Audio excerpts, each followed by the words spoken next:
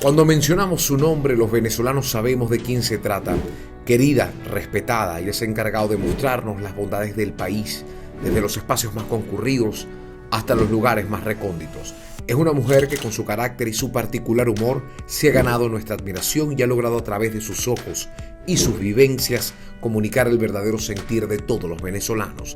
Según la BBC, es una de las 100 mujeres más influyentes del mundo por su labor en rescatar y conservar los espacios naturales de su país, pero sobre todo en motivar a los venezolanos en sentirse orgullosos de su patrimonio. Su misión ha sido reafirmar que no descansará hasta que Venezuela se convierta en el destino sostenible de turismo de América Latina. Hoy, con nosotros, la grande Valentina Quintero. Bueno, hablar un poco sobre lo que has palpado a través de tu experiencia en los últimos meses o en el último año de tu recorrido por Venezuela. ¿Qué es lo que te llevas tal vez de esta última experiencia que te ha traído viajar por el país? ¿Qué has encontrado de nuevo? ¿Con qué te has encontrado?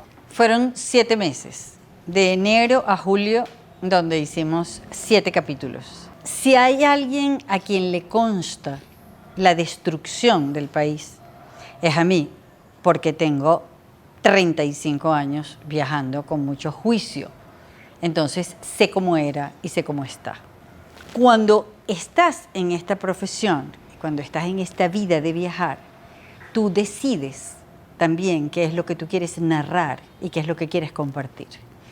Yo siento que la tragedia, el dolor, la destrucción es lo que aparece todos los días en los medios de comunicación. Y yo decidí narrar esa otra realidad que convive con el dolor y con la destrucción, y es de la gente que decidió que hay otra manera de vivir y que van a continuar con su trabajo y que van a seguir haciendo lo que tienen que hacer. Y esa es la que yo estoy narrando. Y además que también es verdad, que no es que la estamos inventando, y eso está allí. Entonces, hay historias tan perfectas y realistas como llegar a el Táchira y pasar todo un día recorriendo el casco histórico y encontrarlo vuelto fruta y con muchísimo dolor entender que eso pase. Y al día siguiente ir a una escuela de reciclaje donde el director de la escuela de reciclaje tiene 35 años, es el mayor de todo el equipo que allí trabaja y que montaron esa escuela durante la época de la pandemia. Darte cuenta de que los tachirenses no le pidieron autorización al gobierno central, a la dictadura, para tomar el peso como moneda, sino que los productores agrícolas dijeron en el cobre y en la grita, si nosotros seguimos vendiendo nuestra cosecha en bolívares, aquí todo el mundo va a quebrar, porque no las pagan a los 15 días o al mes, cuando el bolívar ya no vale nada. Y le dijeron a los ferieros, que son los que vemos los camiones por todo el país, les dijeron, nosotros solamente vamos a vender en pesos. Y así el peso se impuso como moneda en el Táchira. Pero también te consigues, Luis, con cruzar el Parque Nacional Sierra Nevada en mula durante 10 días y llegar a una comunidad que se llama El Ciénago, donde hay solamente 9 casas. Y hay una familia que de 10 hijos que tuvieron, 7 están allí con ellos. Porque esos hijos entienden el valor de la familia, entienden que tienen que seguir ayudando a sus padres a cultivar el café, a construir los potreros, a sacar el maíz, a recoger el ganado. Entonces ese valor de la convivencia, entonces es una gente, una familia que se habla en vivo, que no se ve por camarita, que cantan juntos en la noche porque nadie tiene luz, nadie tiene televisión, nadie tiene conexión a internet. Entonces ese concepto de familia y de cercanía y de estar frente a frente permanece. Cuando me tocas estas historias, si puedes de una otra manera palpar lo que está clamando desde adentro, te quiero consultar cómo palpas o cuál es el sentir actualmente del verdadero venezolano que está desde el corazón del país. ¿Qué clama? ¿Cuál es su mayor deseo? ¿Cuál es su mayor pretensión? ¿Cuál es su mayor llamado? Oye, que los dejen hacer, que puedan vivir en paz, que la vida pueda ser un poco más amable, que la cotidianidad no sea esa guerra diaria de déjame ver si consigo agua, déjame ver si consigo gas, déjame ver si no se me va la luz, déjame ver si consigo gasolina, déjame ver si logro conseguirle medicinas a mis hijos. O sea, lo que era normal se convirtió en una diligencia, en un desconsuelo, en un esfuerzo gigante. Porque en Venezuela siempre todo el mundo había tenido su gas, todo el mundo había tenido su agua. Aquí nunca había fallado la luz. Podía ser que nosotros tuviéramos problemas con las medicinas, con la salud, pero no hasta este punto. Entonces, claro, cuando tú te vas a los estados andinos o cuando te vas incluso a algunos de los estados orientales, tú te das cuenta que la comida no es una necesidad porque se resuelve, porque en todos esos estados andinos la gente produce y entonces come de eso que produce. El problema está en las ciudades, en los barrios de las ciudades, donde ahí sí es verdad que la cosa es sumamente ruda. Entonces, ¿qué quiere la gente? La gente quiere poder resolver lo mínimo, poder pagar, ¿entiendes? Poder, o sea, tener una moneda que funcione, poder resolver sus cosas cotidianas. Y también yo siento que hay una enorme necesidad como de paz, como de armonía y también de la familia, ¿sabes? Como de la unión, como de que puedas volver a estar con tus hijos, como puedas volver a ¿sabes? Un encuentro familiar. Sí, un encuentro, ¿sabes? Como una cosa de familia, ¿no? Y yo sí creo que hay el hambre, Luis, el hambre. O sea, que tú te levantes en la mañana y tú no sepas qué le vas a dar a tus hijos. Eso de verdad, como madre, no puedes con eso. Cuando me hablas un poco sobre ese sentir, sobre ese clamor reflejado en el espíritu del venezolano, yo quiero ver si tú has podido, entre estas dos circunstancias, cómo está el alma del venezolano en sí. ¿Ves esperanza en el venezolano? ¿Ves resignación ante tanta maltrato? ¿Lo ves decaído, sin ganas de hacer? ¿O por el contrario? ¿Lo ves todo lo esperando? contrario, todo lo contrario. Yo siento que ha llegado un momento en que hay una generación, que es esa generación que está entre los 20 y tantos y los 40, que dijo, mira, ¿sabes qué? Hasta aquí me trajo el río. O sea, yo no voy a seguir esperando que vamos a esperar a que todo pase, vamos a esperar a que se solucione, vamos a esperar que caiga la dictadura para hacer. No, todo lo contrario. ¿Sabes? A mí me encanta esa actitud de resistencia, de vamos a llevarle la contraria a la dictadura. Vamos a seguir construyendo y vamos a seguir haciendo. Y eso es parte de lo que yo noto en todo el país. Hay también una cosa, Luis, que es mi percepción, y es que Venezuela dejó de ser un país para los venezolanos para convertirse en un sentimiento. O sea, la venezolanidad, nosotros no éramos un pueblo con sentido de arraigo, con esa cosa de el orgullo de la venezolanidad. Y ahora lo somos. Y lo somos porque cuando tú sientes que estás a punto de perder el país, cuando te has ido, cuando no puedes regresar, cuando no te dejan entrar, cuando no tienes pasaporte, entonces tú te sostienes de esa venezolanidad, de ese sentimiento. Y yo siento que lo que está pasando es que esa venezolanidad nos une a todos, no importa dónde estemos. Puedes estar en Nueva Zelanda, puedes estar en Perú, puedes estar en los Estados Unidos, puedes estar en cualquier país de Europa, pero ese sentimiento nos une a todos, los que estamos aquí y los que estamos por allá. Y en estos días escribí a Ana Teresa Torres un artículo que a mí me conmovió muchísimo, porque ella decía, todos los venezolanos, los que ya no están aquí y los que seguimos aquí, tenemos un duelo. Y tenemos un duelo por todo lo que perdimos. Y ese duelo hay que, ¿sabes?, vivirlo y hay que pasarlo. Y hay un momento en que tú aceptas lo que perdiste y dices, bueno, déjame ver qué gané. Y aunque sea menos, pero tú lo aceptas y convives con eso que ganaste.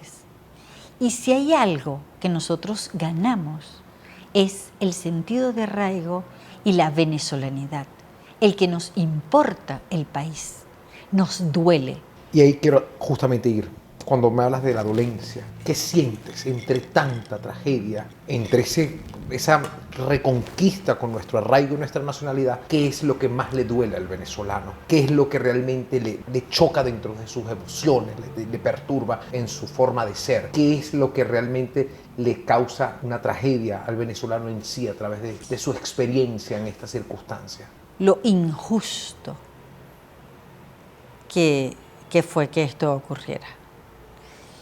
Yo pienso que debe haber muchísima gente que se siente tan traicionada, tan defraudada, porque lo dieron todo, porque creyeron, porque confiaron en todas las promesas que les hizo el difunto presidente Chávez.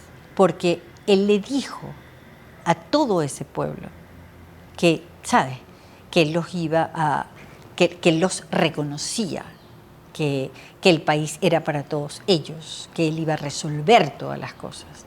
Y la gente le creyó, Luis. Entonces, esa cosa de la desesperanza, del abandono, sentirse estafado, de la inopia, de sentirte estafado. Eso y esta cosa del resentimiento. O sea, los historiadores, Inés, mi hermana, la historiadora La Sabia, dice que un historiador nunca va a decir que una década se ha perdido y que ojalá que nosotros entendiéramos que 20 años en la vida de un país no es nada. Pero si hay algo que yo siento que va a ser muy, muy complicado sanar, es el resentimiento. Y bueno, y tienes que buscar un culpable. Y era mucho más sencillo buscar el culpable en una clase que siempre te había oprimido y no en ese caudillo salvador, porque ese caudillismo que le ha hecho tanto daño a los países latinoamericanos. Y allí otra de las cosas que yo siento que nosotros hemos comprendido es que nosotros no podemos estar esperando a un salvador. Nosotros tenemos que entender que como ciudadanos tenemos que resolver. Y por eso es que yo creo en votar en estas elecciones. Y bueno, y lo que aspiramos es a tener unos buenos candidatos, pero yo creo absolutamente en votar porque yo siento que vamos a elegir a ese alcalde que lo tenemos a patemingo, a ese gobernador que tenemos a patemingo, a los que les tenemos que exigir y tenemos que entender que la solución de este país no es una cosa inmediata y que nosotros no podemos esperar que venga ninguna potencia extranjera a resolver, porque nosotros tenemos que resolver por nosotros mismos, así como uno resuelve su vida por sí mismo, pues. Cuando me hablas de resolver, tomando en cuenta los puntos de mayor tristeza o mayor desilusión o tragedia del venezolano, sé que es compleja la pregunta porque hay muchos males que nos arropan en estos tiempos, pero si tuviésemos que atacar un mal, atacar para reformarlo, para reestructurarlo, para darle una solución inmediata al país, ¿cuál sería, Valentina? ¿Qué es de manera urgente lo que nosotros como venezolanos, esa clase que quiere o ese país que quiere de una otra manera impulsarlo, debe enfocarse para empezar a trabajar desde ya y encontrar una solución frente al problema que nos puedas tú plantear? Tienes que confiar. O sea, nosotros tenemos que poder confiar en el gobierno. O sea, que existan unas reglas claras, que tú sabes que por allí es y que eso no te lo van a cambiar de un día para otro. Nosotros dejamos de confiar. O sea, porque nunca sabes con qué te van a salir. Entonces tú ves con estas elecciones. O sea, ¿qué pasó en las elecciones pasadas? Que tú llegas, eliges a tus gobernadores y te montan a un protector. Maduro dice que va a eliminar a los protectores y inmediatamente dice que vuelven otra vez los protectores. Nosotros necesitamos confianza en las leyes, en las normas, en la gente, en quienes nos gobiernan y entre nosotros. Confiar nuevamente. Yo siento que volver a creer hará que que nosotros nos atrevamos a emprender. En las condiciones del país, bien sabemos que Venezuela no es un territorio posible para el turismo, pero tú estás empeñada un poco en eso. Y vives reforzando, no sé si es un tema de optimismo propio, de tú misma empaparte para seguir manteniendo esa idea ante las posibilidades que tiene el territorio. Pero sigue siendo en la actualidad, bajo tu percepción justa y menos optimista, ¿Venezuela un territorio posible para emprender? ¿Venezuela un territorio posible para el turismo nacional? Absolutamente. Mira, una de las mayores dificultades que tiene un país que nunca ha sido turístico para ser turístico es que la gente sepa que ese país existe. El mundo entero sabe que existe Venezuela, porque si hay alguien que se encargó de que se supiera, fue Chávez. Y no solamente eso, sino que nosotros nos convertimos en un fenómeno por las peores razones, que fue como es que la joya de la corona de Latinoamérica con petróleo para tirar para el techo se convierte en este desaguisado, pobre y desbaratado que no tiene ni siquiera gasolina, ni luz, ni agua, ¿entiendes? Con una moneda que no existe, o sea que a nadie le interesa el bolívar. Pero la gente sabe que Venezuela existe. Entonces, eso en términos de mercadeo hay que ver lo que significa. Después, nosotros, aunque parezca loco decirlo, nosotros tenemos una infraestructura turística de hoteles y de posadas que es bien importante. La tenemos en Margarita, la tenemos en Puerto La Cruz, la tenemos en Mérida, la tenemos en Puerto Ordaz. Tenemos una infraestructura hotelera que de verdad es sólida y es importante. Venezuela está comunicada por carreteras hasta los sitios más remotos que se te ocurran, tú llegas por carretera, porque son carreteras que se hicieron durante la época de, siendo un país petrolero, ¿entiendes? Mira, Luis, aquí hay aeropuertos en el pueblo más remoto del mundo, en Huiria, en Tucupita, en Carúpano, en San Fernando de Apure, en el Paují, en Santa Elena de Guairén. En todas partes aquí hay un aeropuerto. Lo que pasa es que se descuidaron y no están y qué sé yo. Y hay gente formada para trabajar en el turismo, que muchos se han ido, es verdad, pero hay la gente.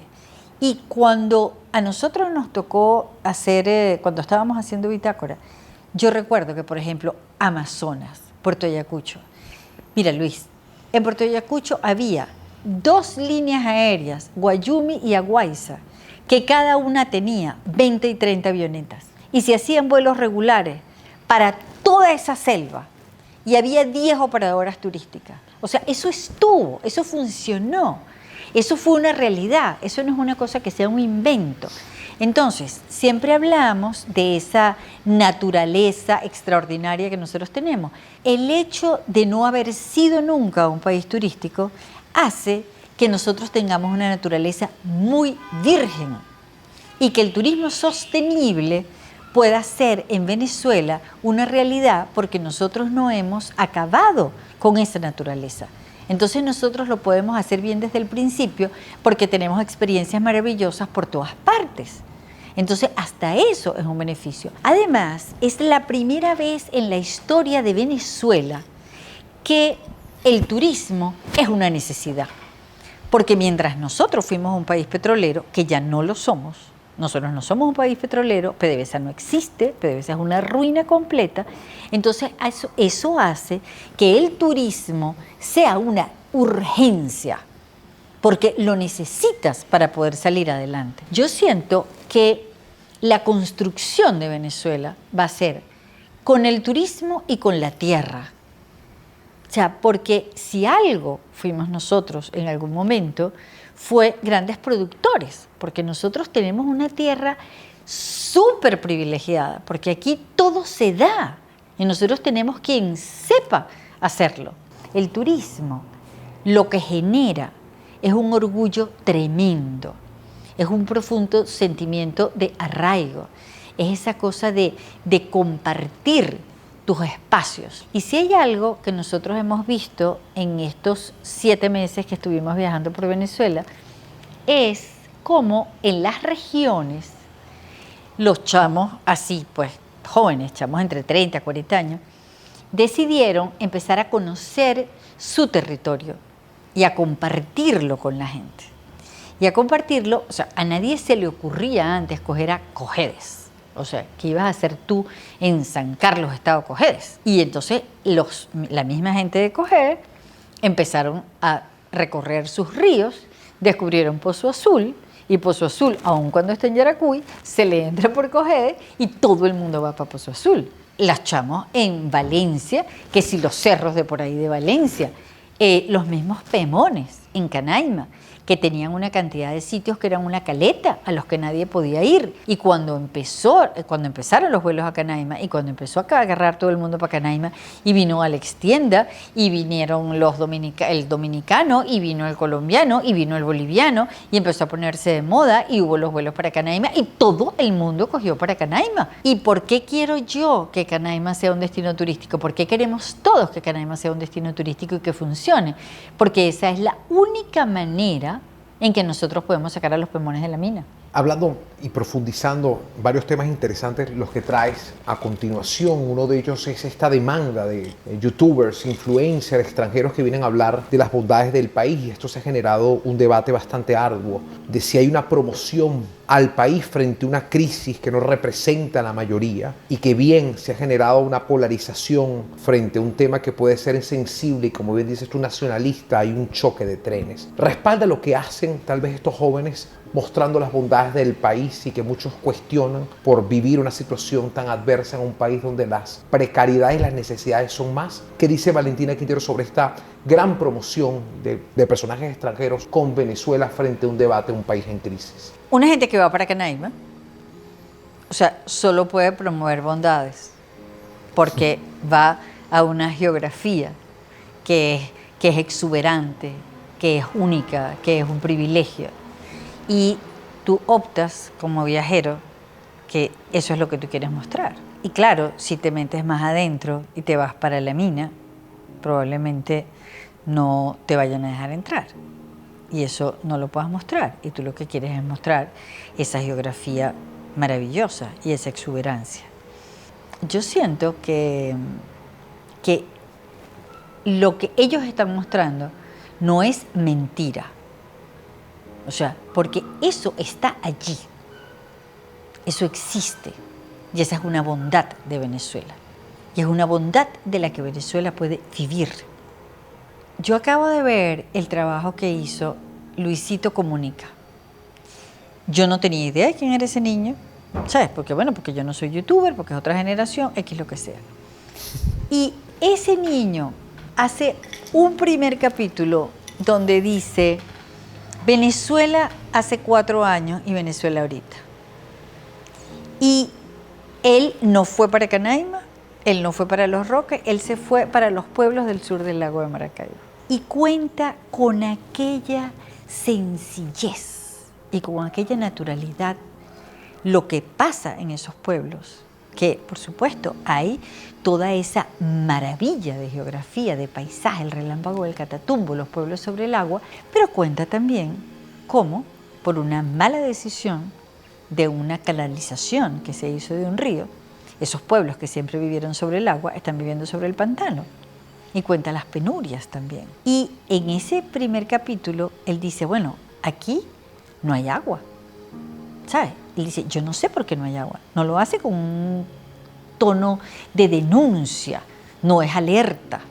Es sencillamente una situación que él vivió. Y él fue para varias casas y se da cuenta que no hay agua. Dice, aquí yo no sé por qué. Él dice, o sea, él no está averiguando eso. Él dice, esto es así. Dice, hay colas para la gasolina.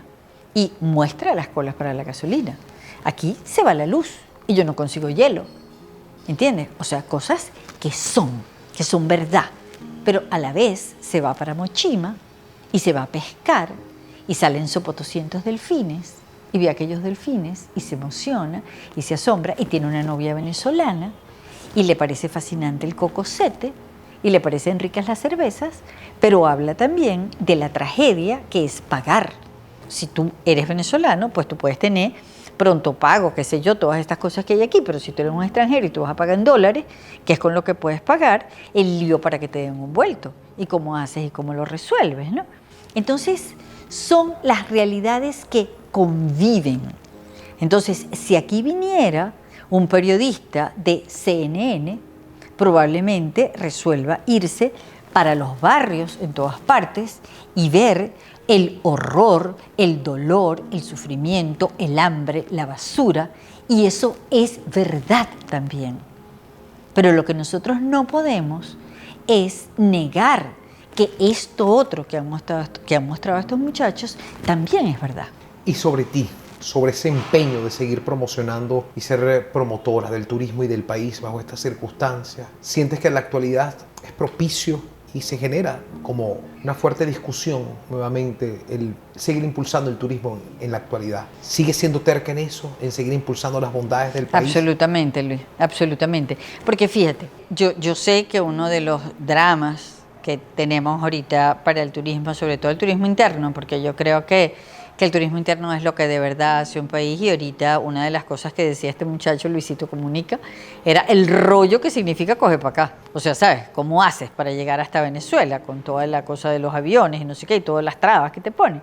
Entonces tú dices, ojalá que nosotros pudiéramos viajar por Venezuela. Y siempre que yo viajo, la gente me dice, bueno, ¿cómo haces tú con la gasolina?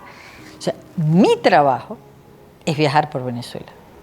Y yo no lo voy a dejar de hacer. Es como a ti te dicen, bueno, ok, tu trabajo es esto, hacer entrevistas, contar historias, y bueno, se va la luz, tú esperas que llegue, pero tú no vas a dejar de hacer eso, y tú vas a buscar a la gente donde sea que esté y la vas a convencer, porque ese es tu trabajo, Luis.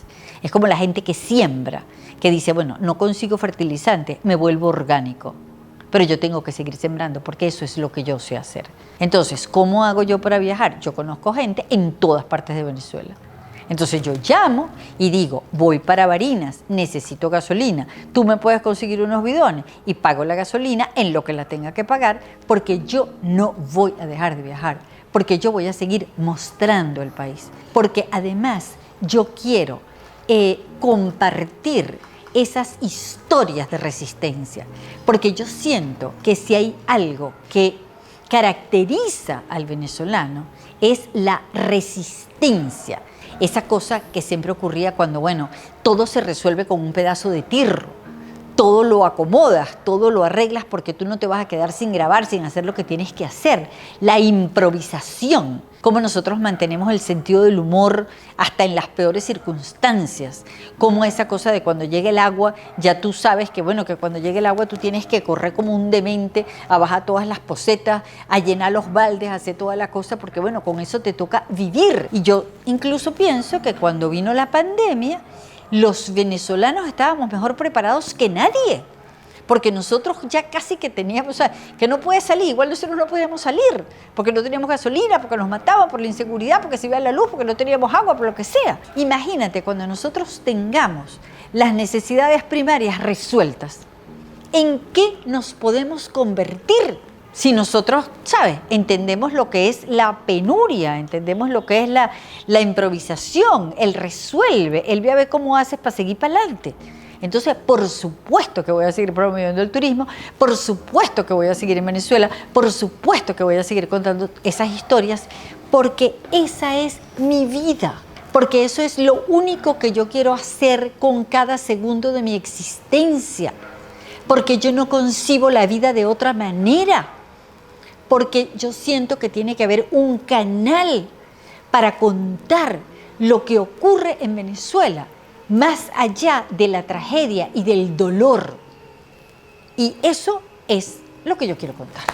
Hablas sobre Canaima y esta gran exposición que ha tenido en los últimos meses, pero a kilómetros de distancia está también el tema minero. Lo acabas de tocar por encima. Y quiero que también podamos ver un poco cómo podemos convivir de dos realidades ante la situación indígena, porque si bien el turismo mucha gente alaba que puede ser ese motor frente a un paisaje inevitable como es Canaima, también las comunidades indígenas están 100% desprotegidas y hay como un choque de conceptos. Es decir, el motor turismo está activándose en esta zona, pero hay una situación bastante crítica con los indígenas.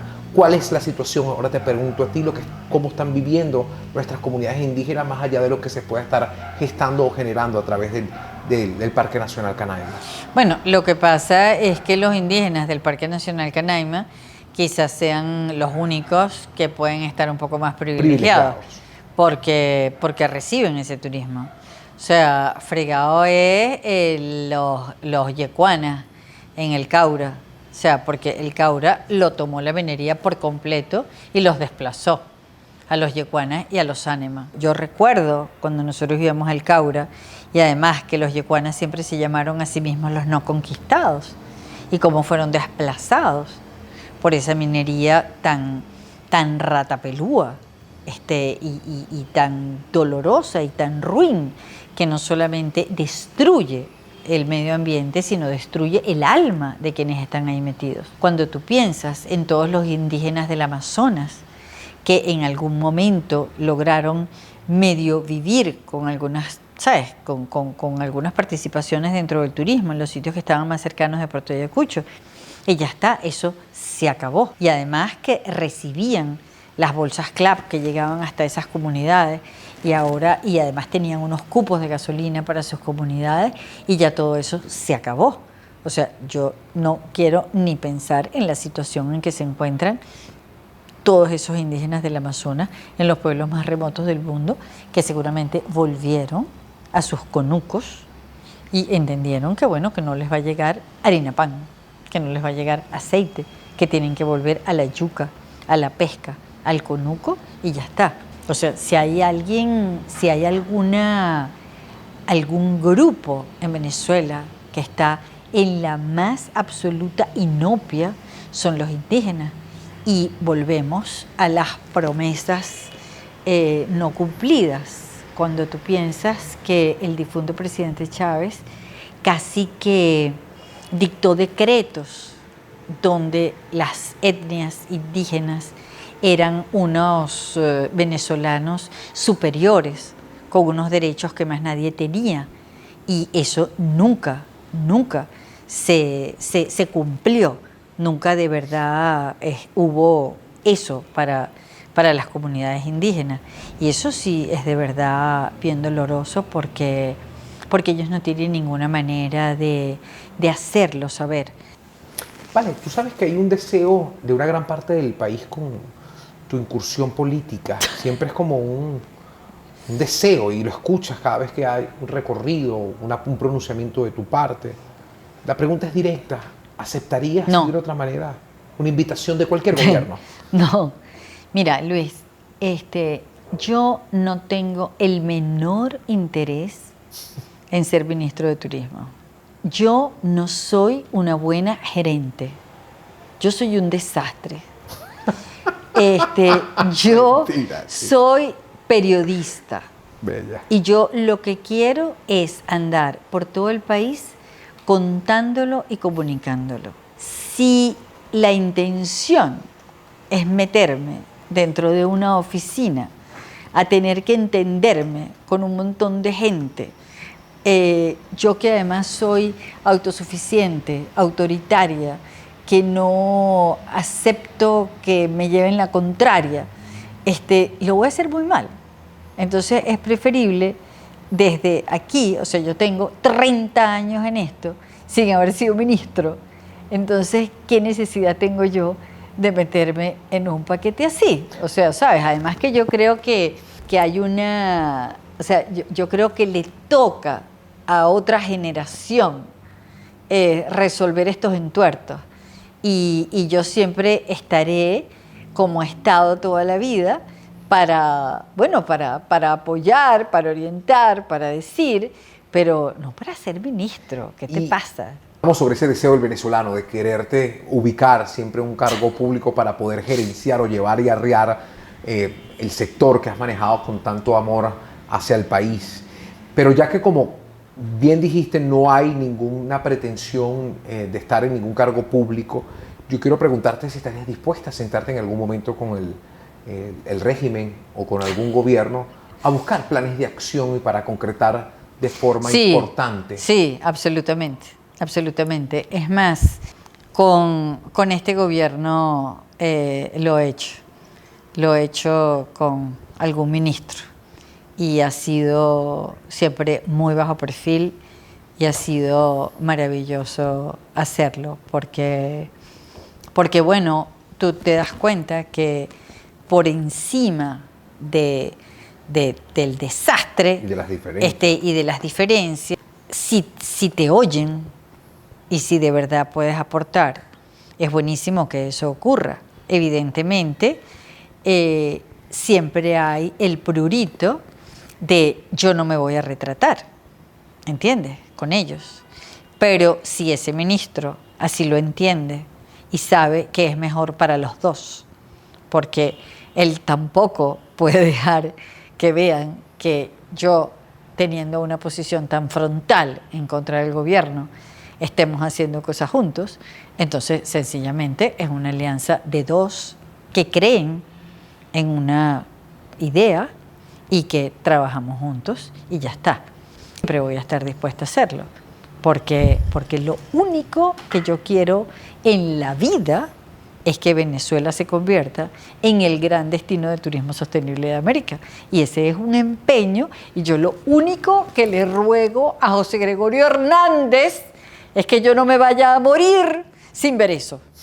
¿Ves? O sea, yo digo, bestia, ojalá que pudiera verlo, así esté chochita, mascando el agua, ¿me entiendes? Y por fin, después de estar 40 años, 50 años diciendo, ¿sabes? Por fin se entendió, porque además es una cosa muy loca. Yo me acuerdo que una vez estábamos en una reunión de esas cosas políticas, no sé qué. Yo no me acuerdo quién era, pero yo me acuerdo que un momento dijo, yo creo que la única persona que cree en esa necedad de que Venezuela puede vivir el turismo eres tú, no sé qué. Yo no lo podía creer. Yo decía, ¿pero qué le pasa a este tipo? ¿Sabes? ¿Cuántos países en el planeta no viven del turismo? Y nosotros hubiéramos podido, no necesariamente vivir del turismo, pero nosotros podríamos haber sido un país petrolero que tiene un gran peso en turismo porque tenemos montones de bondades para hacerlo. Entonces, ¿por qué es que nunca lo hemos hecho? Y lo que te decía antes, porque nunca ha sido una necesidad, sino hasta ahora que es una necesidad. En esta etapa de tu vida, te siento, y bueno, el venezolano te ha palpado siempre una mujer realizada porque te encuentras feliz en lo que haces, pero hay un cierto, te huelo, te veo en redes sociales como descubriendo una nueva etapa de tu vida. Te veo libre, te veo más feliz, te veo haciendo locuras, te veo más divertida, te veo más con pinchera. Es mi percepción, ahora te la reboto. ¿Qué o cómo estás en esta etapa? ¿Qué has descubierto en esta etapa de tu vida? Mira, yo estoy gozando. Además, es una cosa loca. Pero de verdad, hay un momento en la vida que yo no te sé decir exactamente cuándo es, ¿no? Pero es como que ya nada te importa, ¿entiendes? Porque el ridículo no existe. Lo que digan de ti no te interesa, pero no te interesa para nada. O sea, hay una convicción, hay una certeza de qué es lo que tú quieres con tu vida. Y por ahí vas derechito y más nada te importa. Y eso es muy sabroso. Cuando tú puedes, después de tantísimos años, ¿sabes? Como tener esa certeza, porque es como, ¿sabes? Como que ya estás construida, que ya estás hecha y derecha, y que además, si te equivocas, tampoco importa, porque si te equivocas, bueno, si me equivoqué, ¿y qué? ¿Sabes? Y lo resuelvo. Entonces, además, hay otro punto que de verdad tiene muchísimo peso, que tú dices, bueno, ya no tengo toda la vida por delante. Tú sabes, cuando tú tienes 20 años, 30 años, que nos dicen, no, niña, tengo toda la vida por delante. Tú dices, yo no tengo toda la vida por delante. Yo tengo un cuarto de vida por delante, porque yo no quiero vivir hasta los 100 años. Entonces yo digo, bueno, si eso es lo que yo tengo por delante, yo tengo que hacer como todas las cosas que yo tengo pendientes. Entonces yo digo, bueno, yo siempre quise ser Lucy Ball. Yo siempre quise ser una comediante. Y entonces yo digo, bueno, yo voy a empezar a experimentar con la de ser una comediante. Yo siempre, tú no te imaginas la frustración de mi vida. Cuando yo te oigo a ti cantar, te quiero ahorcar. Porque si hay algo que a mí me produce una envidia cochina, es la gente que canta. Entonces yo dije, bueno, a mí no me interesa si yo no canto, yo igual voy a cantar, porque a mí me gusta y ya está. ¿Entiendes? Y lo voy a hacer. Y yo siempre soñé con que yo iba a ser como una bolerista. Además, una bolerista de bar majunche, ¿sabes? Que va como cantando en el bar y se le sienten las piernas a los tipos y le canta, ¿sabes? No puta, sino bolerista de bar, una intérprete que está allí, ¿no? Eso ya yo no sé si lo puedo hacer, pero bueno, de todas maneras yo, ¿sabes? Canto, ¿entiendes? Como sea. Y a mí me asombra cuando me dicen que ese no es el ritmo, porque yo soy sorda de origen. Entonces, me parece que yo lo estoy haciendo perfecto. Entonces, cuando me ponen la música que es, yo digo, pero qué raro. Ese tipo va como por otro lado, ¿entiendes? Entonces, todas esas cosas que yo quiero hacer, enamorarme ahorita, ¿entiendes? Y enamorarme tan sabroso, tan desbarrancado, tan feliz. Además con un hombre que tiene 73 años y yo tengo 67. La gozadera de estar, de descubrir esa pasión, esa locura. ¿Y por qué no lo muestras? Porque hay como una cierta... Bueno, yo te voy a decir... ¿O es un juego con la audiencia para jugar a la expectativa? Es un juego total. Es un juego total. Además, es comiquísimo porque él, tú no te imaginas lo que goza con eso. ¿Sabes? Porque él, en medio de todo, le parece divertidísimo eso de ser la conquista y además es tan cómico que de repente estamos los dos y él dice, ay, pero si aquí está la conquista, no sé qué. O si, por ejemplo, alguien me está hablando a mí nada más y él dice, y tú no me vas a decir nada a mí, yo soy la conquista. O sea, ¿sabes? Él goza con eso. Personaje. Asumió su personaje y se divierte con su personaje. ¿Entiendes? Entonces, es como riquísimo porque, mira, Luis, cuando llega ese momento en que nada te importa tanto, ¿sabes? En que las cosas te las vacilas. O sea, pero de verdad te las vacilas. Por ejemplo, mi hija Ariana. O sea, yo la admiro en su maternidad, en su intensidad, en su reflexión. Lo único que yo hubiera querido en la vida es ser hija de Ariana. Porque yo digo, hay que ver lo que significa ser criada desde ese amor tan infinito. Pero a mí las reflexiones de Ariana me sorprenden porque yo jamás he sido reflexiva. Yo he sido siempre intuitiva. Y yo hago las cosas porque, bueno, como que por ahí es. Pero, ¿sabes? Ariana el otro día escribió una cosa de que se mudó para la casita y la gata ahora podía salir. ¿Y cómo hacía con la gata? Y yo digo, o sea, qué intensidad. Qué intensidad. O sea, mejor no tengas una gata. ¿Entiendes? Si eso te va a provocar toda esa reflexión de déjame ver si la dejo que salga, que no salga. No tengo gata. ¿Entiendes? O sea, yo tengo como un sentido muy práctico de la existencia y yo siempre he sido así, práctica. O sea, ¿sabes?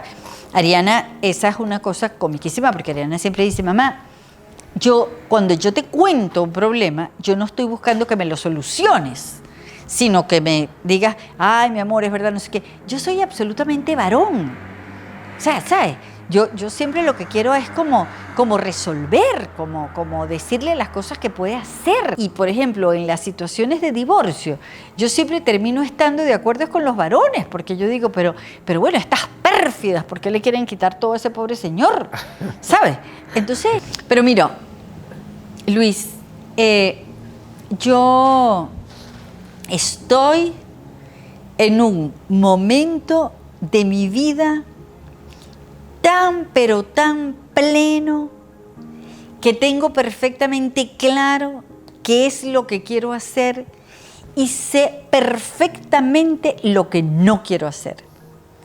Entonces digo sí y no con absoluta contundencia. Convicción. No le doy vueltas. Tú me dices, me llaman y me dicen, Luis te quiere entrevistar, y yo digo sí. Y me dicen, ¿tú quieres ser ministro? Y digo, no. El tema de tu... Hay gente que te ve como de una manera muy particular de introducir a tu nieto a tu mundo, al mundo de que tu hija y tú le han dado una bienvenida a Venezuela Río desde la profundidad, desde la raíz. Y mucha gente se ha conectado justamente porque pocos pueden tener esa oportunidad. Y celebran contigo esa bendición de hacerle entender a tu nieto el amor por Venezuela, sembrarse Venezuela desde raíz. Para cerrar, esta es mi pregunta. ¿Qué tan importante ha sido esta etapa para ti de reconquistar el país desde los ojos de tu nieto? De mostrarle a tu nieto lo que cualquier abuela sueña desde ese amor por lo que es importante Luis, para su abuela y para los venezolanos. Yo con Río descubrí la ternura.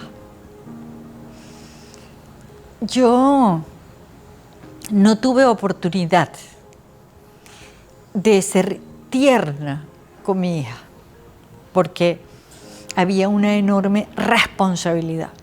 Yo viví la maternidad con Ariana como un peso, como una angustia, como una cosa de esta criatura lo único que tiene en la vida es a mí, porque yo me separé de su papá cuando él tenía 1 año y yo decía, y yo tengo que hacerlo todo por ella y además con un empeño en que Ariana tenía que ser independiente, autosuficiente, libre, la zarandeaba y le decía, tú solamente te tienes a ti misma en la vida, cuando Ariana tenía 4 años, una cosa loca.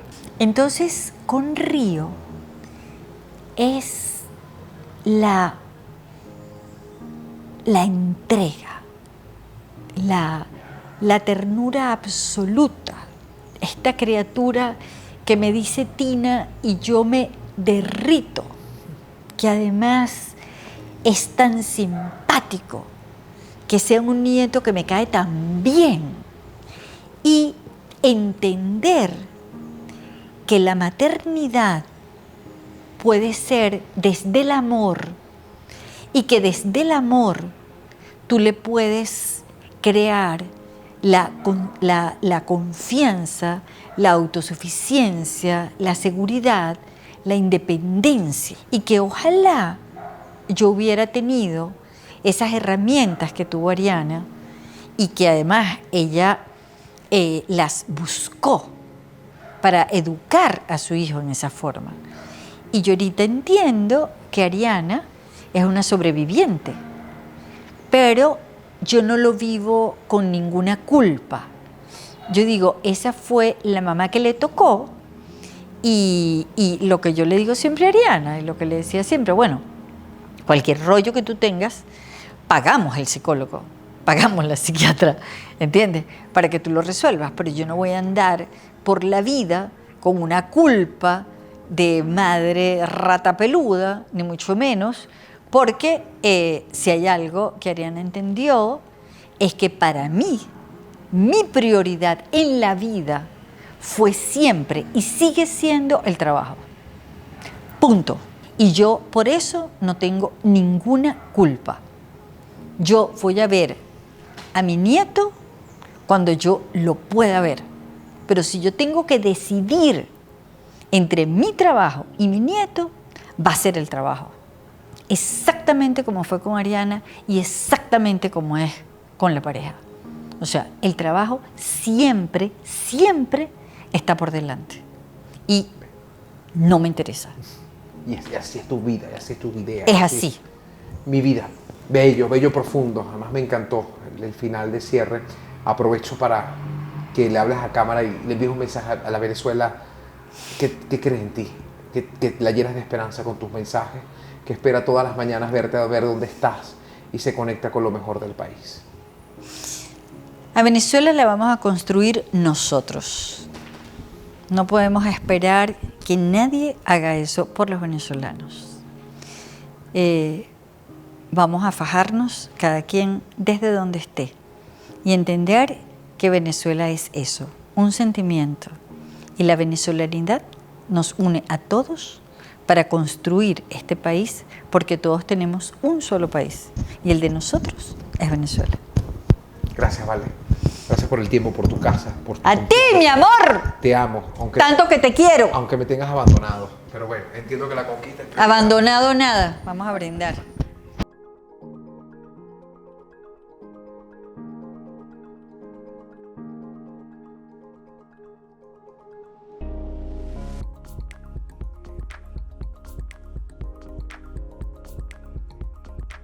Flaquito, la mejor barquilla rellena de avellana cubierta de chocolate. Flaquito, único como tú, de Chocolate San Moritz, de Europa. En exclusiva, momentos, toda la verdad.